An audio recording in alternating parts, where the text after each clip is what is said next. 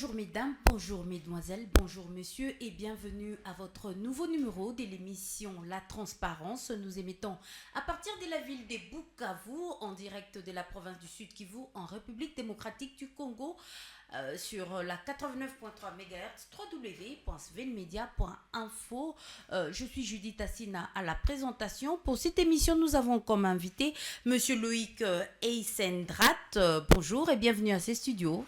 Bonjour Judith, je suis très heureux d'être ici. J'espère que je n'ai pas massacré votre nom. Pas du tout. Merci beaucoup. Alors, vous êtes chargé des projets spécialisés dans la télédétection chez Aviation Sans Frontières de la Belgique. Tout à fait. Alors, vous êtes ici à Bukavu depuis le 27 novembre 2024 et vous rentrez déjà demain, samedi 7 décembre 2024. Tout à fait. Malheureusement, je rentre déjà demain. Malheureusement. Oui. C'est-à-dire quoi malheureusement? Parce que c'était une expérience quand même, c'était ma première fois à Bukavu, je tiens quand même à le préciser, c'était ma première fois en mission ici et voilà, alors je me suis bien plu, j'ai été extrêmement bien accueilli et le projet pour lequel je suis venu travailler avance bien, donc c'est positif, donc voilà, malheureusement. Alors vous êtes dans une mission de prospection en vue d'un projet humanitaire, lequel ? Tout à fait. Alors mon collègue Xavier Ving était déjà venu, je pense, présenter un peu le projet il y a quelques mois. Oui. Et donc c'est un projet qui est créé par Aviation Sans Frontières Belgique, Aviation Sans Frontières France et Handicap International, et qui a pour but d'aider les populations locales et notamment aider les centres de santé et les centres hospitaliers dans la livraison de médicaments de manière rapide. Parce qu'on connaît l'état des routes ici au sud Kivu et que le ravitaillement parfois en médicaments ou en soins d'urgence est très compliqué. Et donc, on essaye de créer une manière innovante d'apporter des médicaments rapidement via l'utilisation de drones. Et pour le cas d'espèce, vous travaillez avec l'hôpital des Panzi. Tout à fait. L'hôpital de Panzi et la fondation Panzi sont un de nos partenaires. C'est les premiers à nous avoir fait confiance à ce niveau-là sur ce projet-là. On a évidemment contacté d'autres partenaires. Donc on travaille avec des ONG aussi qui sont déjà répartis un peu dans le territoire et qui connaissent les centres de santé qui ont des besoins en médicaments. Et donc par exemple on a contacté Médecins du Monde ou International Medical Corps, voilà, IMC. On a contacté aussi Acted, Kesho Congo aussi. Donc voilà, on a un peu un pool d'ONG qui sont intéressés par le projet. Alors, vous êtes venu, votre mission c'est la suite de celle qu'a effectuée Xavier. Alors, qu'est-ce que vous avez fait exactement pour que cette mission progresse et que finalement vous vous mettez en action? Alors, il faut savoir que ma mission ici c'était de la prospection sur le terrain.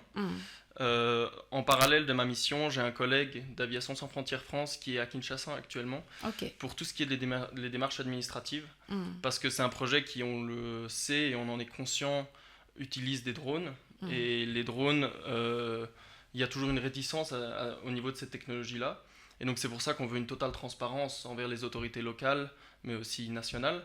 Et donc on est en discussion avec l'aviation civile, les forces armées, mais aussi le renseignement, histoire de mettre tout sur la table et qu'ils soient au courant de toutes nos actions.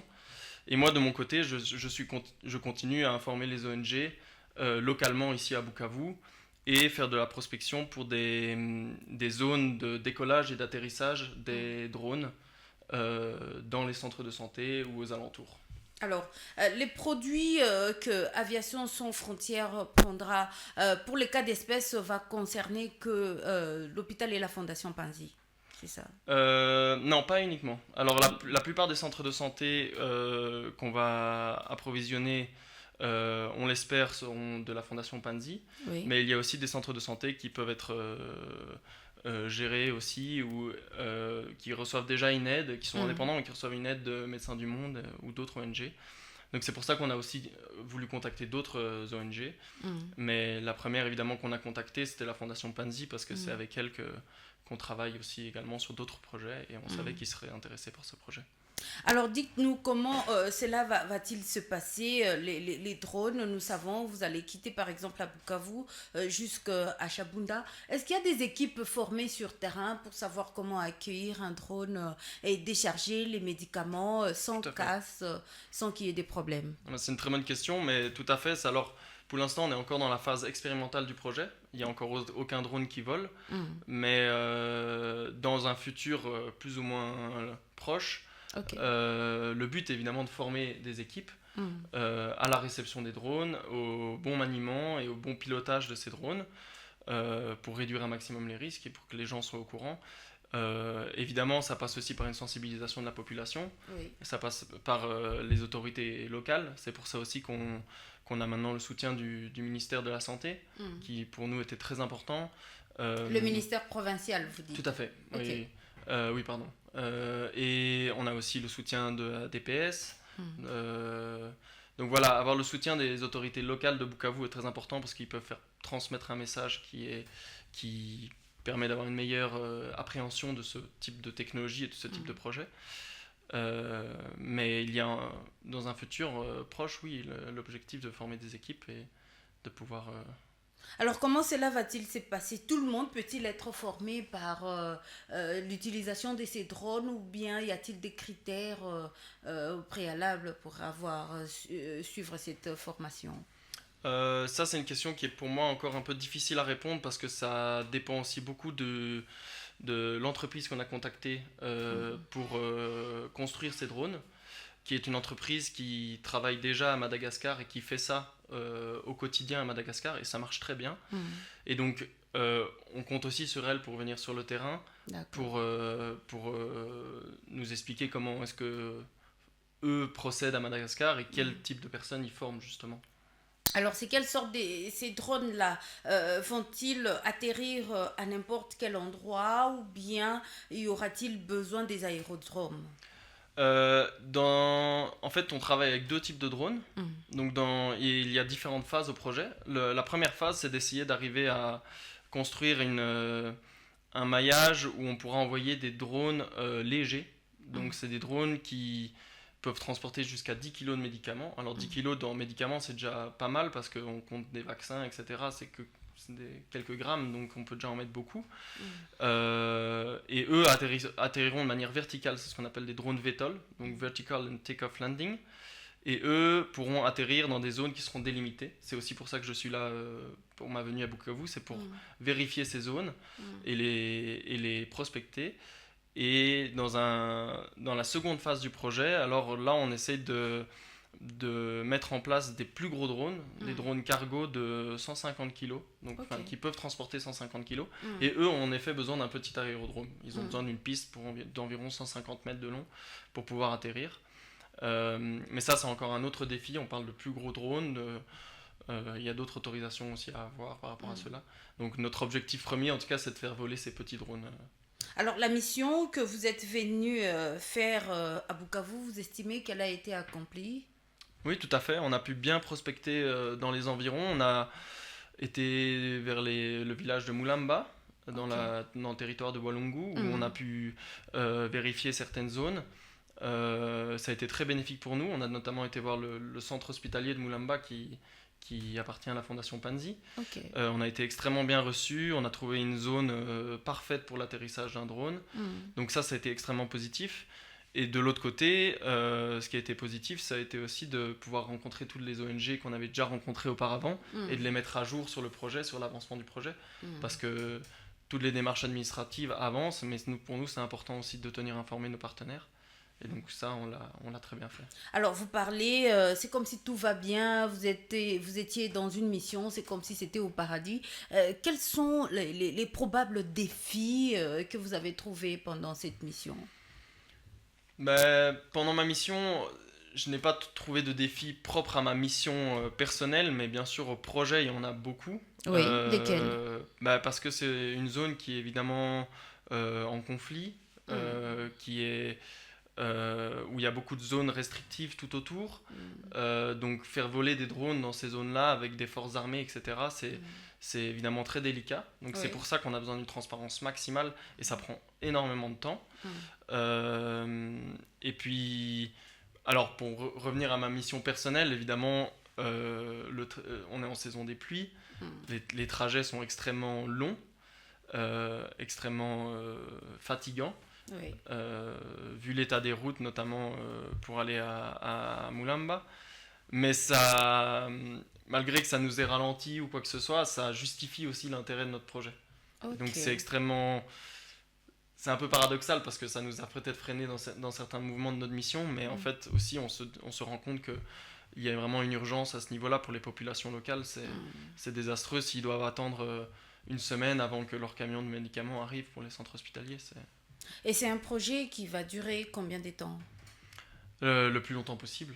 Le but, c'est que la situation du Sud Kivu s'améliore un maximum.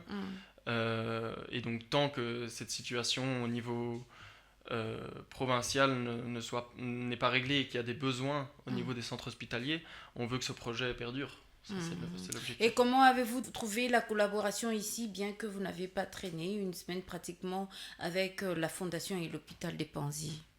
Excellent. Alors, j'ai eu la chance d'avoir une visite de l'hôpital en arrivant et une visite de la Fondation.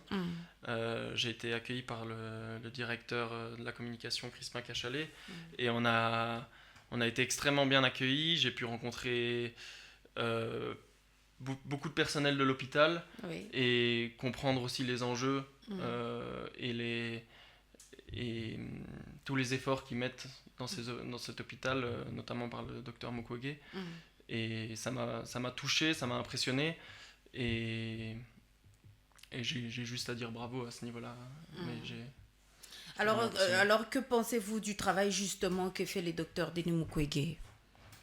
Je pense que c'est un travail remarquable qui est évidemment pas facile du tout. Je pense qu'il y a un besoin crucial dans cette région du Congo et que ce qu'a mis en place le docteur Mukwege, c'est extrêmement inspirant aussi. Et c'est au niveau de l'inspiration, même au niveau régional mais aussi international, c'est une source d'inspiration. Et à ce niveau-là, le voir de ses propres yeux, même de pouvoir visiter l'hôpital, c'est extrêmement touchant. Alors, quel est le message, si on vous demande de lancer comme ça un message à toute la communauté, que ce soit d'Aviation Sans Frontières, tout comme la communauté congolaise, tout comme l'équipe de l'hôpital et de la Fondation Panzi qui va vous suivre ? Le message que j'ai envoyé, que j'ai envie d'envoyer, c'est de garder cette confiance mutuelle qu'on a entre la Fondation Panzi, Aviation Sans Frontières et nos autres partenaires. Parce que je pense que cette confiance, elle nous permet de perdurer dans le temps et de pouvoir accomplir des choses merveilleuses et qui sont nécessaires au vu des besoins de certaines victimes et je le répète encore, mais des centres de santé et de l'apport en médicaments. Et donc j'ai envie de donner ce message que le projet avance bien, que les démarches administratives avancent bien, qu'on espère pouvoir rapidement faire des vols tests et du coup, après ces vols tests, pouvoir rapidement apporter les premiers médicaments dans les centres de santé qui en ont vraiment besoin dans tout le Sud Kivu. Alors, je rappelle à toutes et à tous que nous étions en train de suivre Loïc Eysendrat, qui est chargé des projets spécialisés dans la télédétection chez Aviation Sans Frontières. Merci beaucoup. Merci d'avoir répondu positivement à cette invitation de la Radio Sven. Avec grand plaisir, c'était un honneur. Merci à toutes et à tous de nous avoir suivis. Continuez à suivre la Radio Sven sur 89.3 MHz, www.svenmedia.info. Nous émettons à partir de la ville de Bukavu, dans la province du Sud Kivu, dans l'est de la République démocratique du Congo. J'étais Judith Assina à la présentation. Merci et à la prochaine.